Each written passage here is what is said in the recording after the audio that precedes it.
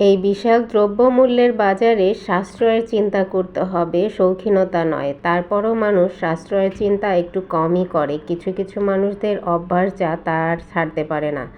আসসালামু আলাইকুম, Dolly's story লাইনের ছোট্টখাট্ট ভিডিওতে সবাইকে জানাচ্ছি অনেক অনেক অভিনন্দন। আমাকে বললাম কয়েকটা গরম মশলা কিনে দিতে নিচের দোকান থেকে। সে হুট করেই স্বপ্নতে গিয়ে উল্টাপাল্টা কত কিছু নিয়ে আসলো। দারুচিনি কিনেছে, যা হচ্ছে মোটা মোটা চওড়া, যা আসলে আমরা যেমন মেয়েরা একটু বুঝে শুনে কেনাকাটা করি, ছেলেরা আসলে অতটা বুঝে শুনে কেনাকাটা করে না। কিছু নাস্তার আইটেম নিয়ে আসছে, চিকেন, এটা কাজী ফার্মের, এগুলো রেডিমেড। এটা ঠিক আছে যে বাচ্চার জন্য হুটহাট করে একটু ফ্রাই করে দিলেই হলো। এটাকে আমি আপাতত ফ্রিজে রেখে দিচ্ছি। তো এগুলো আসলে হুটহাট করে বুঝে শুনে আসলে কেনাকাটা করতে হয়। আমরা মেয়েরা যেমন সাশ্রয় করার জন্য অনেকটাই কিন্তু বুঝে শুনেই এটা ওটা কেনাকাটা করি। যাই হোক, মশলাগুলোকে এখন আমি এক একটা পটের মধ্যে রেখে দিব। তো বয়মগুলো খুলে নিলাম। তো দারুচিনি দেখে আমার আসলে মেজাজটাই খারাপ হয়ে গিয়েছে, কারণ দারুচিনিগুলো এত মোটা মোটা যা বলার বাইরে। আমরা আসলে পাতলা পাতলা দারুচিনি খেতেই ভালোবাসি। এক একটা দারুচিনি মনে হচ্ছে হাফ ইঞ্চি করে চওড়া। এটা মনে হয় গাছের ছাল হলেও এতটা চওড়া দারুচিনি কিন্তু কেউই পছন্দ করে না। দেখেন এখানে কতটা আপনারা বুঝতে পারছি না, কিন্তু এখানে মনে হচ্ছে হাফ ইঞ্চির মতো চওড়া। যাই হোক, দারুচিনিগুলো রেখে দিলাম। কিছু করার নাই, আসলে ছেলে মানুষরা তো বুঝে না, দেখে শুনে কেনাকাটাও করে না, যা পায় তাই নিয়ে আসে। এলাচিগুলোকেও ঢেলে রাখলাম। এখন হচ্ছে জিরাগুলোকে রেখে দিব। জিরাগুলোর জন্য আমি আলাদা একটা বয়ম নিয়েছি, এর আগেও জিরা এনেছে, ওগুলো আছে। তো এটা আলাদাভাবে রেখে দিচ্ছি। আসলে যে বললাম, একটা বললে পাঁচটা নিয়ে আসে, তাও উল্টাপাল্টা। যেটা প্রয়োজন সেটা নিয়ে আসে না, যেটা ঘরে থাকে সেটা ডাবল হয়ে যায়।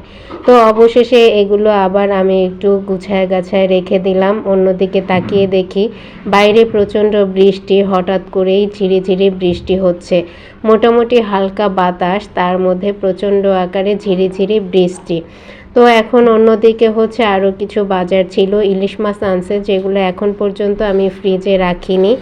তো একটা মাছ ফ্রিজে রাখবো এবং আর একটা মাছ কুটে নিব। যাই অন্যদিকে বৃষ্টি আর না দেখি। বৃষ্টি দেখতে আসলে ভালোই লাগে, যত দেখি ততই দেখতে মন চায়। আর বৃষ্টি মানে খিচুড়ি, ভুনা খিচুড়ি, ইলিশ মাছ, মাংস। কিন্তু আজকে কিন্তু কোনো রকমের মাংস বা খিচুড়ি এগুলো আমি করব না। এখন যে কাজটা আমার সবচাইতে জরুরি তা হচ্ছে ঘরদোর ক্লিন করা, এবং হচ্ছে যেহেতু মাছ বের করে রেখেছি, মাছটা আমাকে কোটাকাটি করতে হবে, পরিষ্কার করতে হবে। তো বৃষ্টির জায়গায় চলুক, আমি এবার কিচেনে যাই মাছ কাটার জন্য। মাছটা নিয়ে নিলাম। এখন মাছটার আঁশটা আস্তে আস্তে করে ছাড়িয়ে একটু কেটে নিচ্ছি।